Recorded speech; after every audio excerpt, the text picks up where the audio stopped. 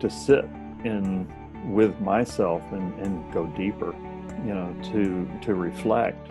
And Dennis, last year you and I were talking, and I used the term the pause of change, and it just dawned on me, that's where we are right now. Wow. Beautiful opportunity it is to be in this space and to be conscious of that. And what I love is the transition state between the pause and what I like to call poise, development of poise. Because in the stillness, you find this depth, this roiling, broiling depth of again, wonderment. And it allows you to become self-aware, to develop your own personal agency, the SDG number 18, and to develop a poise where you are comfortable in your own skin and free to be you. Hello, world. It's me, Dennis. And today, of course, as we have been doing, I get to be on my podcast with also Clay's podcast, Clay Boykin, who is in search of the new compassionate male. Good morning, Clay. Good morning, Dennis. We are in near the end of May in 2020, and today we have the pleasure of joining Nancy Gahles. Nancy, welcome to our program. Thank you. I'm very pleased and honored to be here. Thanks for inviting me. Wonderful. So in this time of COVID, we're in the end of the first wave. We're historically opening up. How are you and your family today? So we're riding the wave, actually. That's exactly what we're doing. We're learning how to be fluid and flexible and just really go with the flow, literally, and be like water, find our own level wherever we are and plant ourselves there. And the next moment, we don't know what will be, but we're ready for it. That's one. Well, and I understand you have a new family member?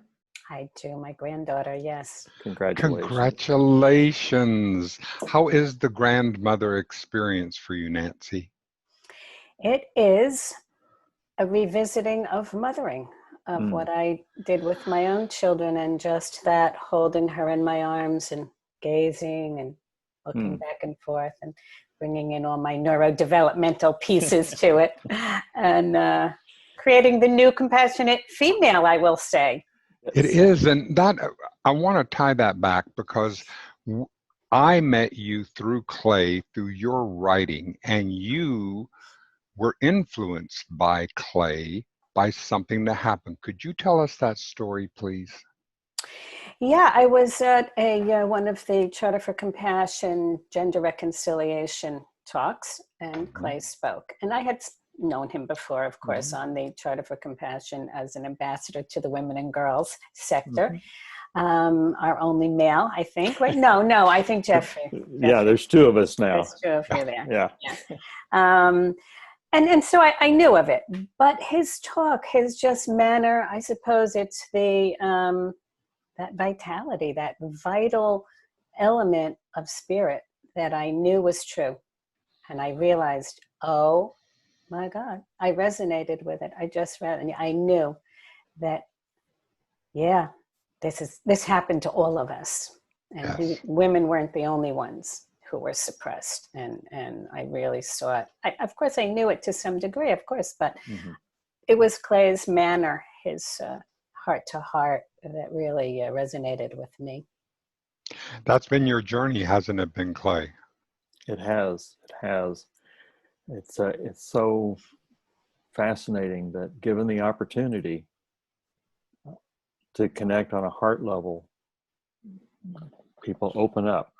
And every time that happens, I open up more myself.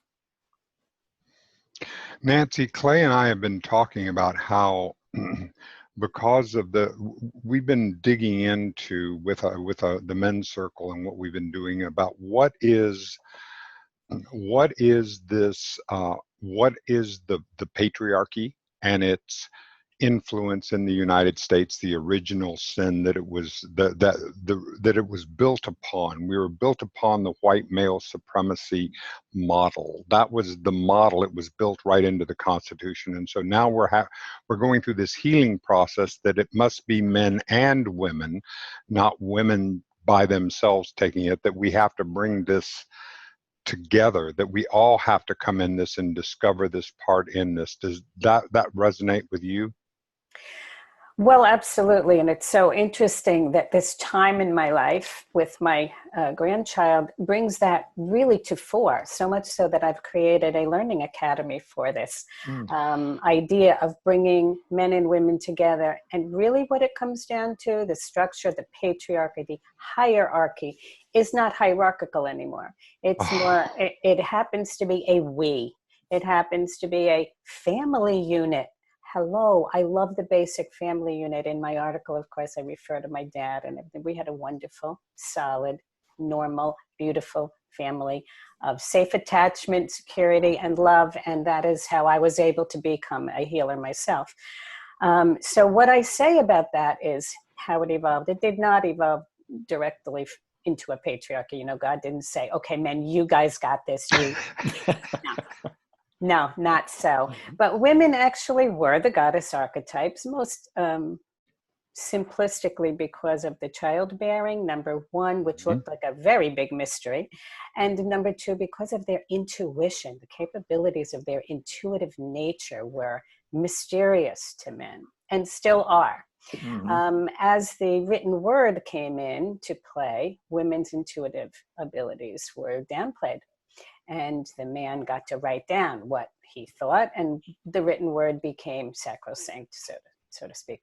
And so that was more of the evolution, as I understand it, from into the patriarchy. So what I've noticed with male and female parenting is that whole sort of a microcosm of that evolving now. We're evolving into a more of an empowerment for the man, but how? How so? And this brought about the compassion element. Very interesting, because I'm a chiropractor, I'm neurodevelopmental, I'm homeopath. We speak from, you know, the dynamic vitality of people. And I'm an interfaith minister, so I look at the spirituality piece as well when we're doing mind, body, spirit parenting. So I'm in the family. I'm in their marriage now because I live with them. And I see the husband, my son-in-law. How is he going to be as relevant with the baby, as important, as valuable with the baby? And he was marginalized. And why? So I had to look at that. And I thought, I hear my daughter on a mom support group, and they were all complaining about the man. And they basically said, what can he do? He's useless. And I said to Blaine, my son-in-law, now what do you think about that? He said, well, I spoke to my friend, and he said, basically, we're useless. We could fall off the face of the earth. It wouldn't matter. Oh, I said, that's terrible. That can't be true. Well, what we realized was something I think is wonderful, and that is there is something very powerful about simple presence. That male presence, it's big.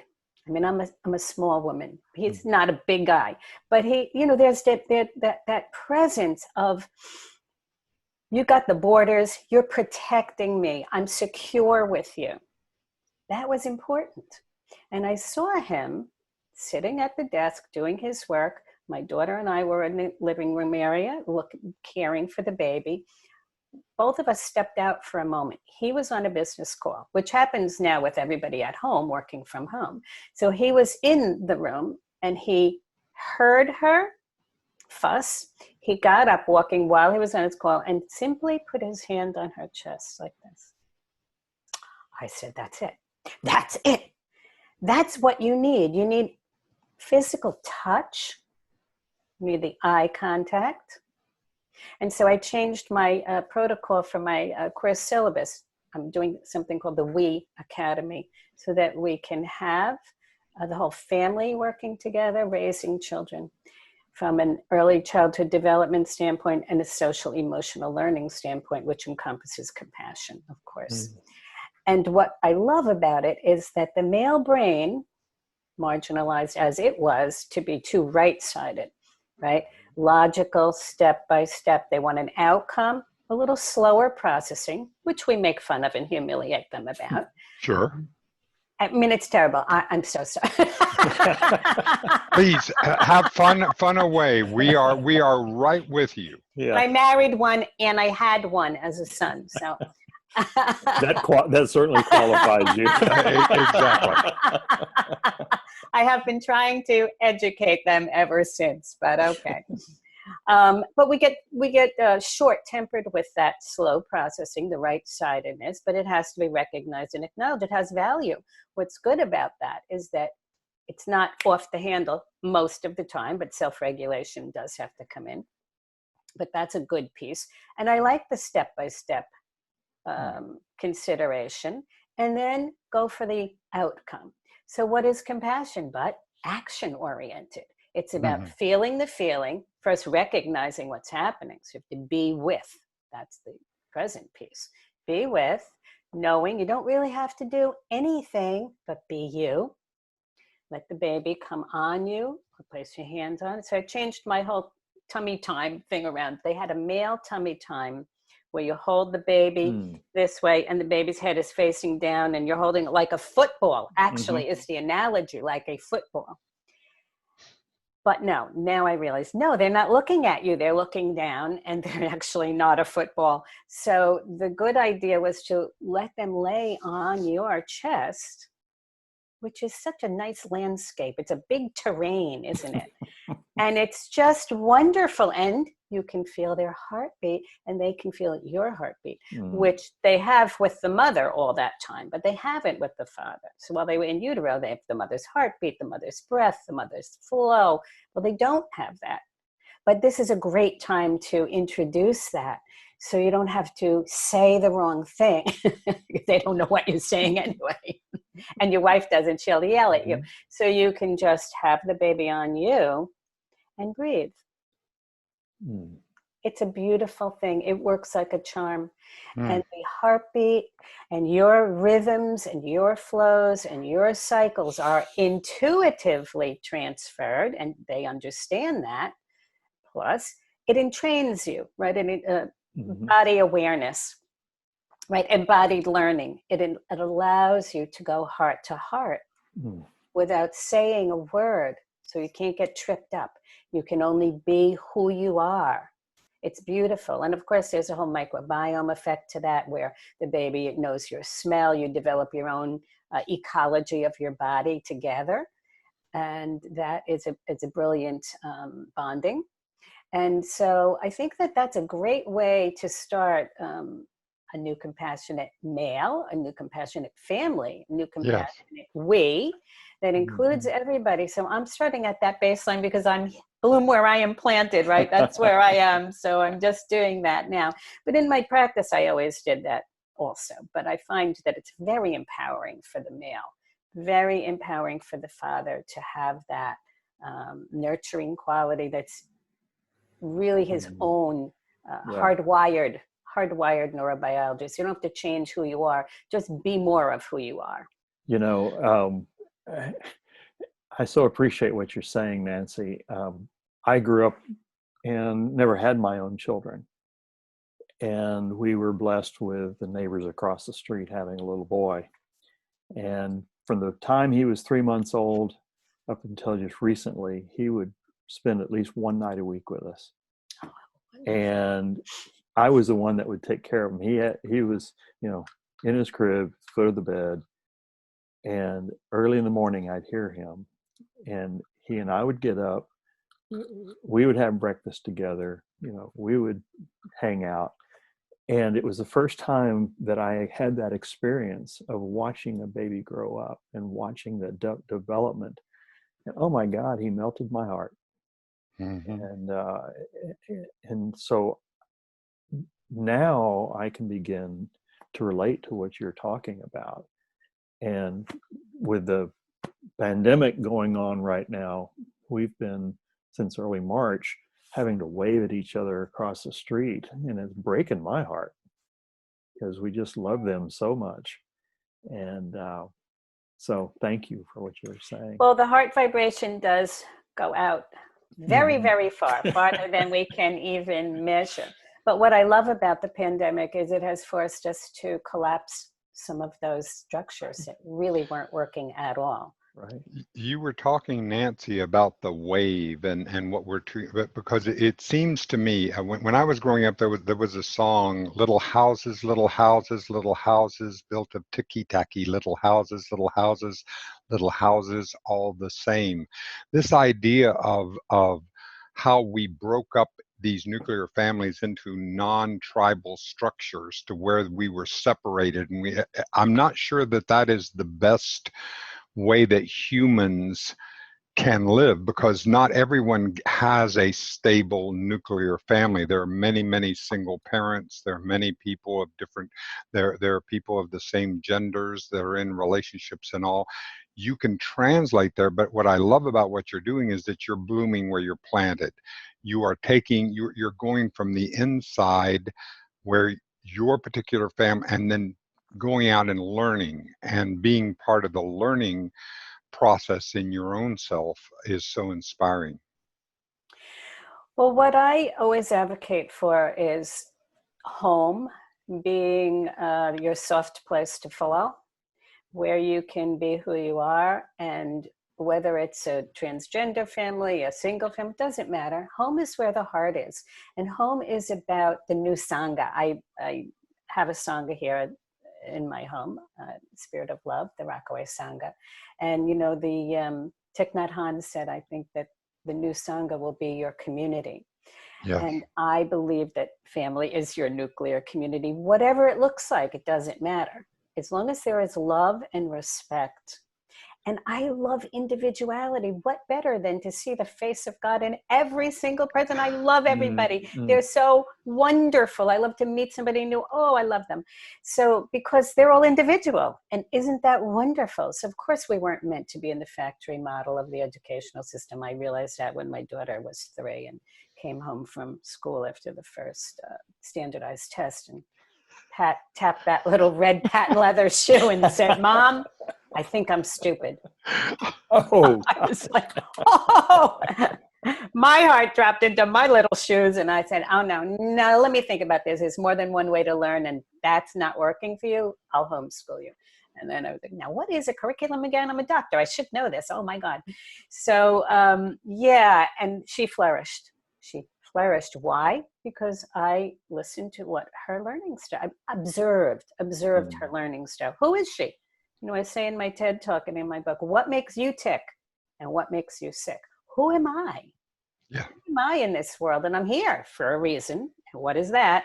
But I can only know that through my own lens, through that's what Montessori and many Piaget's learning theory is all about: observation, allowing space, creating space for individuality to emerge, for creativity to emerge. And then you trim it, prune it, trim it, prune it, trim it, prune it. And yeah, that's what we're at a space right now where we're seeing, if we look out into our organizations, the corporations, and we look out into the the Senate, our congressional and our United States Senate, and we're way over represented by men. And I'm really interested. What we're learning, what I love about what you're doing, Clay, is that you're on the search for the new compassionate male, your willingness to grow. And that's where and Nancy, you've spoken over and over again of your willingness to go, oh, wait a minute, this isn't working. How can I grow? That seems to me to be one of the key pieces. Your willingness, Clay, to grow, your willingness to say, wait a minute, there is a better way, and I have to look within myself to do that. Well, you know, thanks. That's really how I feel. You know, I grew up not trusting men, and I got to this place where it was like, well, there's some things that I can only learn from another man, but I don't trust them. And I had to break through that. And that's why I started my men's fellowship in 2012 when I was through the Unity Church here in Austin. And because I was standing in the foyer and guys were all standing in the foyer and none of us were talking, you know. And I thought, well, if I'm feeling this, I wonder if that guy or that guy or that guy, because they're all standing around with their hands in their pockets. And so I said, I'm going to start a men's circle. And we announced it, and I had a clipboard out for people to sign up, you know, for 3 weeks. Nobody signed up. Zero, nada. The first night, April 15th, 2012, 12 men showed up. And that was my first lesson. Men don't commit. They'll show up, but they won't commit. Well, don't we know that? Well, and we started from there, and it was hard for me to call a circle together when I didn't have trust. But that was my only way. And so we began to evolve and learn together and do this organically and do it differently. Call it as, you know, a men's fellowship network and not a group. Have gatherings and not meetings. Have topics of conversation, not topics of discussion. Nobody's there to fix anybody. Mm-hmm. It's a safe space for us to connect our head and heart, and then learn how to connect our heart to our mouth, you know, speak from the heart with other men. And just that step right there sounds like it would be simple, but that's a big deal. And if we can do that with another man, when we leave that circle, we're not the same as when we came into it. And we show up a little bit differently in the world each time. So it is a progress. It's a journey in this thing. Are you seeing, Nancy, are you getting indications that from you, from your patients and from the people, are you seeing things happen to us that are giving you hope? To the male? To the male? Okay. Because you're in a Catholic, because part of you're in the Catholic Church. Part of this is your history and has been part of that. And there's a lot of deep. So I want to see where your experiences now. I think I see the intersection coming a little bit. You mentioned policy work in Congress. I do work in Integrative Health Policy Consortium and have for about 15 years. What I see happening now is that, speaking of cura personalis and the Jesuit concept of virtues being caring for the whole person. So as an integrative healer, we care for the whole person. What we have seen in healthcare is that our country was the sickest. We were not getting our people. We have huge comorbidities, and look what happened in COVID. That showed up. What did it show? Those with pre-existing conditions and comorbidities died. Well, that was about 85% of the population. So that was really, really an interesting observation. And we looked at the metrics of that. What we do in the Congress, we have Congressional Caucus for Integrative Healthcare and Well-Being. And 2 women chair it. 2 women chair it.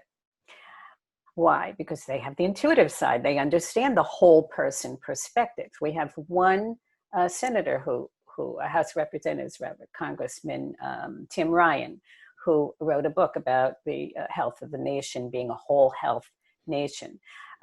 We see that in the VA. Right now they have a model of healthcare called whole health. It's working. It's why? Because they're combining mind, body, and spirit. They're valuing the spiritual piece of being sick and being well. What does that mean? Not just I don't have that disease. So I see it coming about. Now there's male presence that is working with that. That's Ben Quigler. He's head now of the VA. He's an old colleague of mine. See, when you get old, you know them already.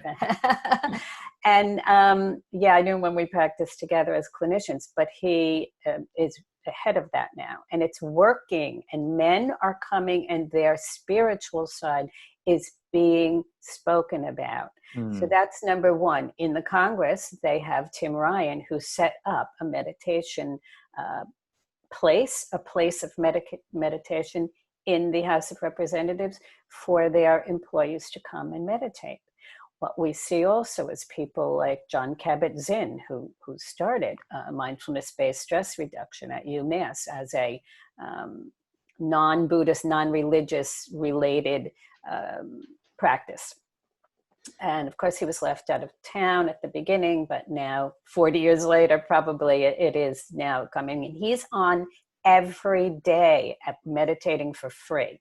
Lots of free programs are out now, all meditative, like the big greats, Jack Kornfield, and, you know, all of the old timers who did, you know, meditation are presenting seminars, and the Global Resilience Network and all of these, and they all, not all, they have a very big male presence. So I think it's a modeling of behavior that we can see throughout that. So the COVID gave us that gift of everything free, because they used to be, I can't go to that conference, it's too much money. Now daily you can practice with John Kabat-Zinn or many of the other ones. So I think that is a good modeling to show compassion and what it means to self-regulate and to be still, to be, you know, to take care of the whole person. That's what the Jesuit philosophy is about. And men and women together. It doesn't matter who you are or where you live. And now nobody has any jobs, so that doesn't matter. You can't self-identify practically. I have nothing now, but it gives you that footprint, right? To meditate, to observe, to be patient with yourself, and to hear the questioning, and then these people answer. So I think I see that coming through policy work, slowly but surely, and through the internet availability of free talks by men as well. I'm wondering about that as far as, because the connectivity, because Clay, you and I have talked about how we felt so separate, even though we were together in different places, we were separate. But there's something about the internet, in my experience, that has broken through that hierarchy into more of a nodal. I mean, look how we found you, Nancy. Look how lovely that we can. How long would it have taken? How many phone calls? How many opportunities until now I can actually see your face? I can actually experience you. Clay, we can do this. The three of us can talk and see just exactly how open my heart and my mind can be, so that I can learn. This is part of the plan. There's a plan here. Now we're on it. Now we see it. Our eyes are open. Now it's up to us to, you know, be of service and make it happen. So tell me, Clay, how are you? What are the things, some of the things that your interest in finding Nancy and the work that you guys are doing with the gender reconciliation and the different projects? Well, so like Nancy said, we met through the charter. You know, I connected with the charter back in the fall of 2018, and I was asked if I would develop the Men and Boys initiative for the charter, and I told him, talking to the board chair, I said, well, I can't sit down and write that myself, but I can help create the conversation. And so that's where my journey began. And he said, well, first thing I think I would suggest you do is saddle up next to the head of the women and girls sector, Sandy Hart. And we were at the Parliament of the World's Religions at the time where we met. And so that's how we connected. And Sandy and I had a Zoom call. And afterwards she said, Clay, would you consider joining the women and girls leadership team? And I thought, well, gosh, I'd be honored to think they'll accept me. She said, absolutely.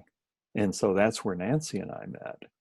And along the way, I connected with the Satyana Institute, which has the Gender Equity and Reconciliation program.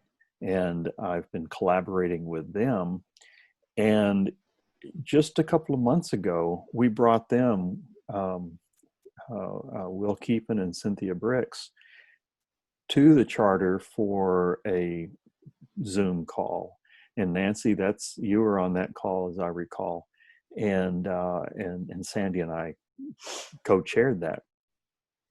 And so that's this combination of this bringing together of this deep, deep recognition that we're all wounded and carry those wounds through the Gender Equity and Reconciliation Program, and then the basis of Charter for Compassion. Both of those things just come together like this. And for me to have the privilege to work with the men, learn as I do that, and then get the experience of being with the women as they're on their journey, I'm just in the perfect place. And you're the perfect person, because I was very not, I was a little disgruntled. What is a man doing in our tent? What is he doing in here? I wasn't really comfortable with that until I experienced your presence. And it was very soothing. Soothing is a nice word for me to feel about that. It was, okay, he's not going to hurt us. God, that. I felt the same way about you, Clay, because I also had many challenges in trusting men and learning to be able to trust men and to trust myself. And that it's your presence that I think that is what the key is in the work that you're doing and you're doing with us. And Nancy, one of the things that I love about you and learning as I'm learning more about you is that you continue to remind me that healing is a holistic process. However strong my mind is, however strong my emotions can be, my resilience about going to that emotional gym and being able to work with that 5-pound weight and get a little bit stronger as you have that baby lay on a chest and have the heart rhythms get into phase, or however it works, and the spirit, this reconnection with the spirit's fine. It's me and my relationship to it that gets an opportunity to be able to bring all the healing. And I just love how you say that. You know why? Because we're whole. We are whole and we are complete already. We're just becoming more of that and finding more of our purpose and more intention and more presence and more creativity. We have like I'm visualizing like a sack of something rocks on our back that we're going, and we're taught that we're wounded, we're broken. Things have happened. We've met with challenges. Yes. Not broken. We are learned helplessness through our system to be sick, broken, not good enough, everything like that. And then you have to go to someone for absolution or for your external validation of all kinds, or to go to the doctor to get the prescription of absolution for your brokenness. And then you have to be on that medication forever. Because you can never be healed. And this, I believe, is a serious delusion. And it is from there that we live in our original sin put upon us nature. And I think it's totally a delusion. And so when we remember, I thank you for that reminder, that we're whole, we're complete, we're whole now in this moment. We are perfect. Now, what shall I do? What shall I do now? How may I be of service? How shall I carry forth to shore up or capitalize on, to use that term, or just to build the temple of our soul? What is that called? My mother. Ma, what is it? Gilding the lily work. Oh, gosh, I had not heard that term.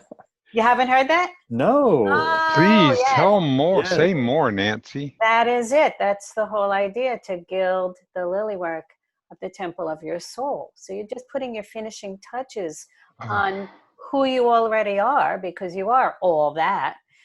in your divine manifestation in this lifetime. And what does that look like? And you're fine just who you are. You're like perfect. Now, what do you want to do with that? So you might say, my meaning and purpose is whatever it is, and then you start to be that. Now, you may have challenges in this lifetime with your accomplishing that in your relationships or your relationship to your job, whatever your job is. I don't like that word job. Whatever you have chosen to be of service in humanity at this time, do it and do it well. And when you fall, when you stumble, make it part of the dance. That's what that is absolutely lovely, because no artist sits before with her chisel in front of a block of stone and does not have challenges working through and creating that piece of art. I mean, that's part of the process. There is work to be done. And I love how you talk about the concept of perfect being complete, which is one of the definitions of perfect. It's just complete. It's all there. a circle is.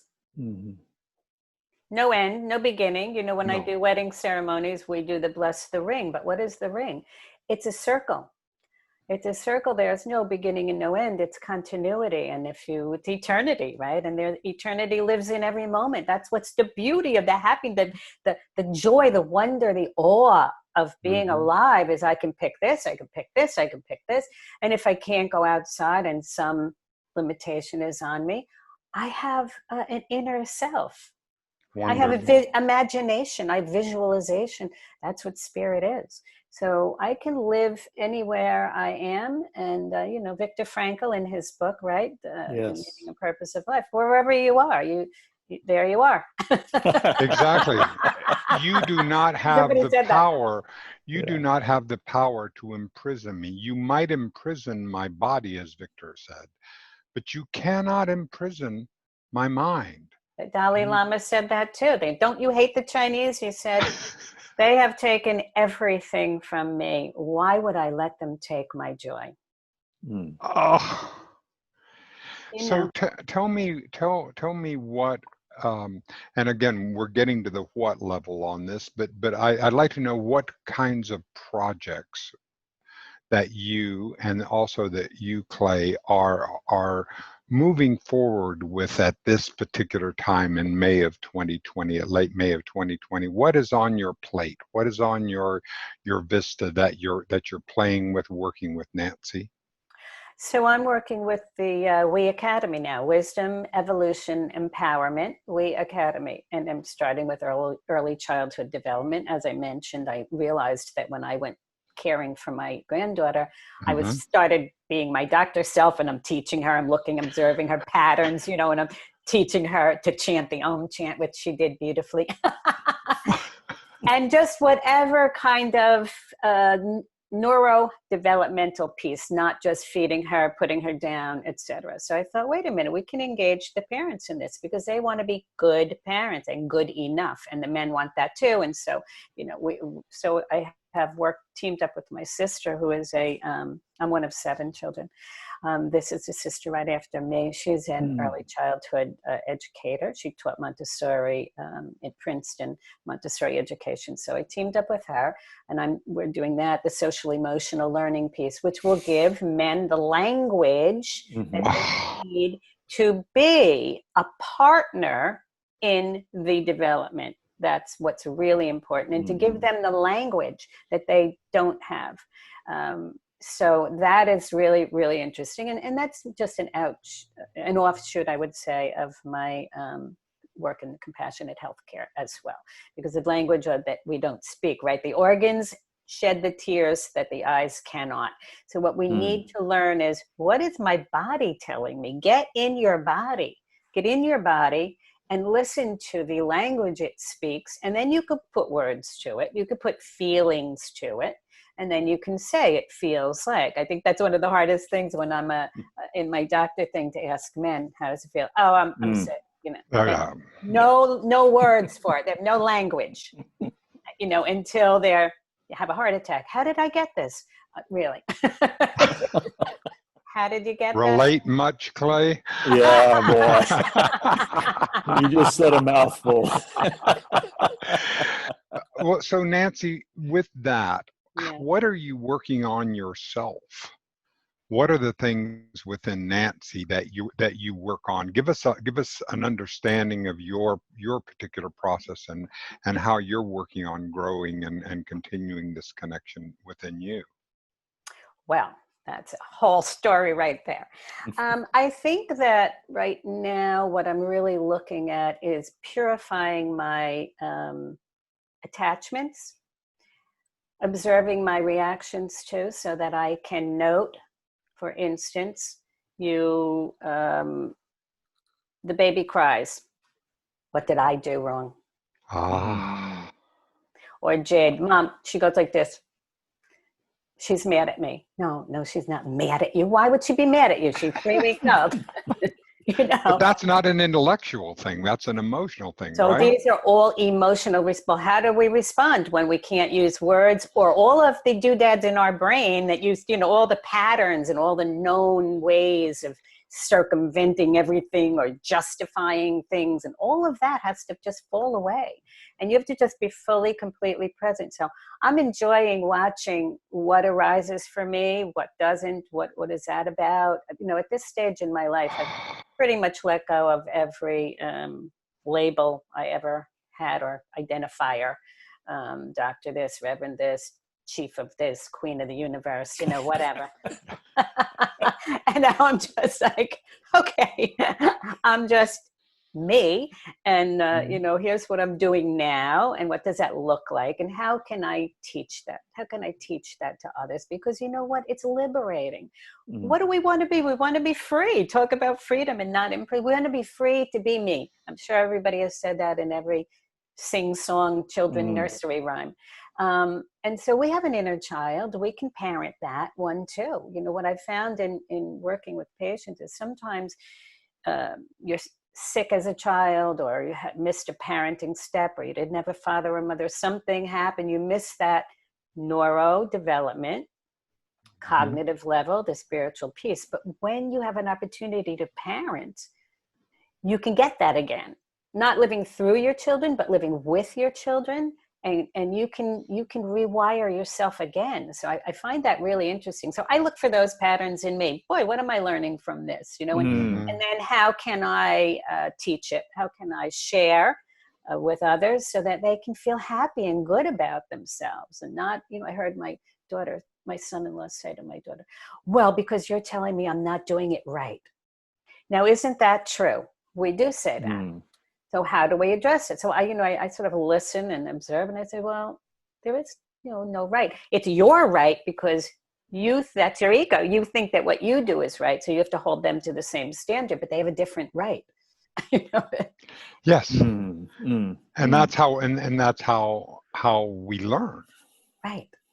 And that's how we learn. If you're not criticized or judged, if you have space to just say it. one thing my son said to me just recently, Mom, I'm not good at confrontation.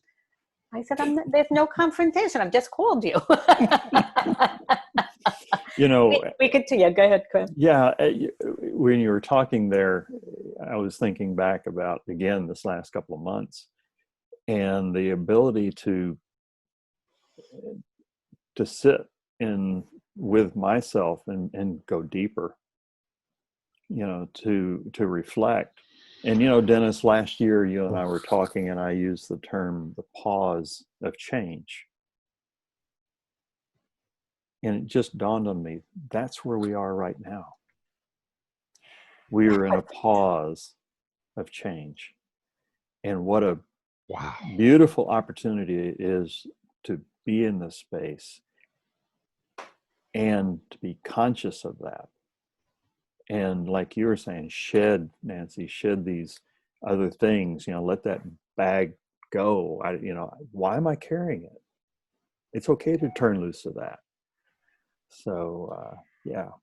And what I love is the transition state between the pause and what I like to call poise, development of poise. Because in the stillness, you find this depth this roiling, broiling depth of again, wonderment. And it allows you to become self-aware, to develop your own personal agency, the SDG number 18, and to develop a poise where you are comfortable in your own skin and free to be you. It's sort of a pause to poise moment transition that I like. Put. And to get out of my comparative mode. Right. And that's because that's really what is dangerous for me. And I think it has been dangerous for us as a culture to sit there to say that I'm only okay relative to, We've been as taught opposed that. to absolute. Look at our teenagers. You know, many people I speak to now, the teenagers, they only have validation from their friends on the social media. That's how they get validation. They don't even have no understanding or skill set or strategies for developing self-efficacy. They only look outside. Exactly. I've recently returned to mindfulness meditation, and it has been so powerful, and it's so neat because I did it and then many years off, and then did it many years off, and what I found is that the time to get back and the growth was so much quicker. I didn't have to go all the way back to square one. There was something interesting here. And just to find that tiny little space between when a thought comes in my head and when I act upon that, it's many microseconds. It's that time, but that space is beginning to where I can be, as you were saying, Nancy, I can be aware of it before I have to do, that's arisen, as opposed to being its bitch and react and having to be dragged by it out into some action. You know, it's interesting, Dennis, because as you were talking, I heard this voice in my head, and it was my grandmother, and she was saying, "Count to 10 before you do anything." You remember those serials, right? The programs where the man would blow up the head and start screaming at him, and he'd have to count down. You know what I think is interesting, and it's something that was an observation for you, why it became easier for you when you went back to the practice is probably because you were living it on some level. You had internal living. Because it's not about going, I didn't practice today, now I have to go and do it like your homework.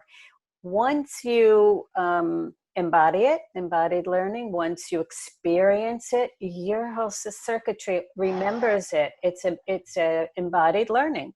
So you're probably living it on some degree, to some degree all the time, because meditation isn't just a practice you go to, it's a way of being.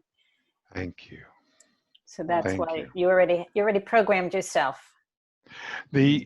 Tell us anything that we have not talked about today in these last few minutes, Nancy, that we have the pleasure of having a conversation with you. What would you like to share with us that we have not talked about, or would you like to continue to elaborate on what we have talked about? I'm just so excited that you're doing this. I'm excited that you're giving permission to men. Give them permission to be it and let them know it's okay. Self-compassion, you're okay. You did what you were told to do. You did what you were taught to do. And there's a bigger picture now, right? You can expand yourself. You can expand. You don't have to only be in that box. And it's okay. And not only is it okay, it's your sacred duty to do that. Yeah, so true. It's a beautiful thing to do that. And that's what I think the message is. And I'm just really excited that you're doing it. And I'd love to, bring, and I will bring this into more of the circles that I'm in. I brought it into the policy world where we do circles. When I do a blessing, I even said the word God there. And the G word? Yes, I did. I said, I don't care.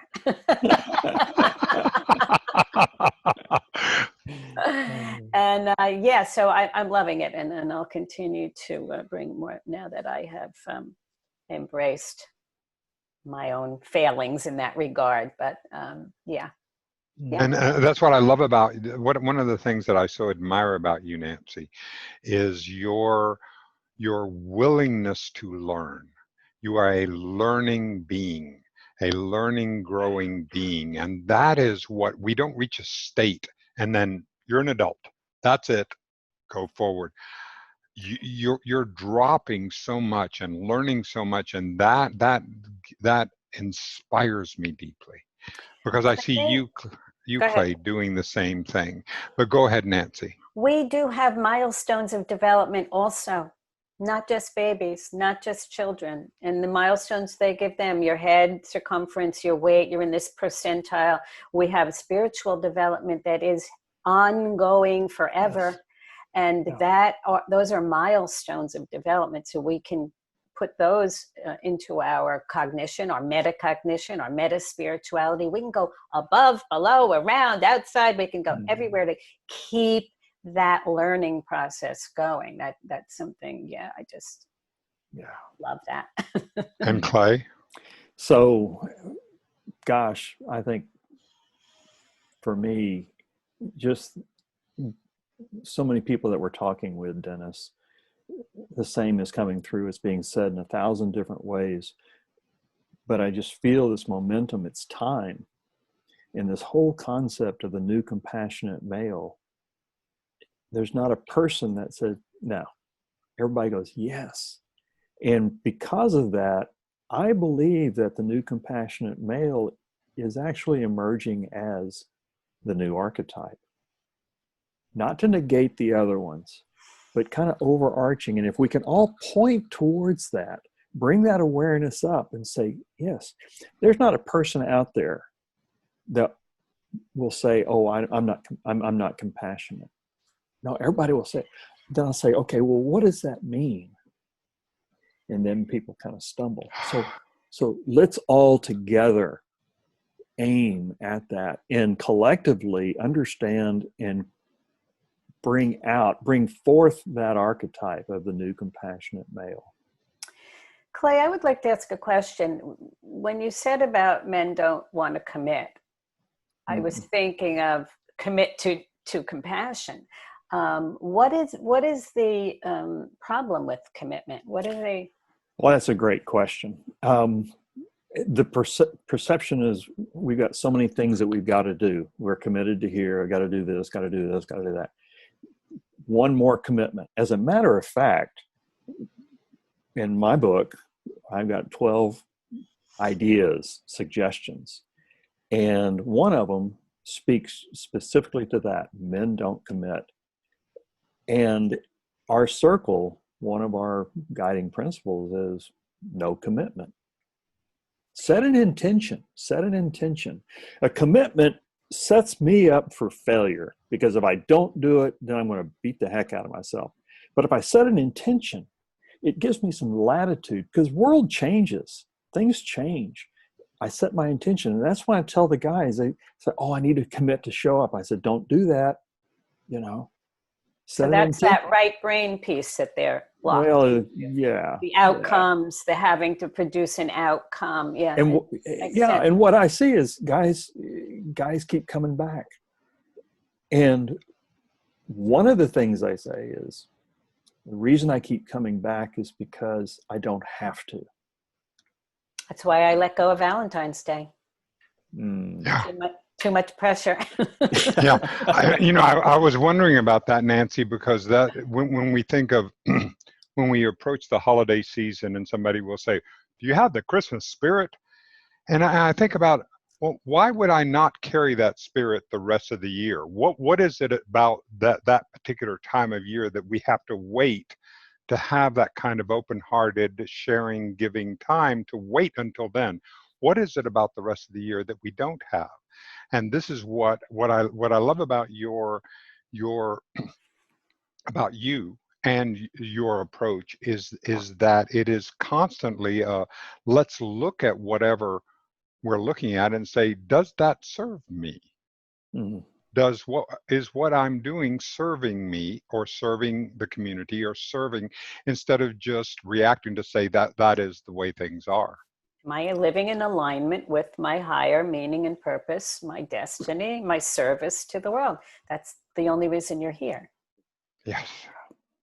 Thank you, Clay. Thank you so much for giving me an opportunity to join this conversation. And Nancy, thank you for allowing me in on it too, because I begged to be on this call today.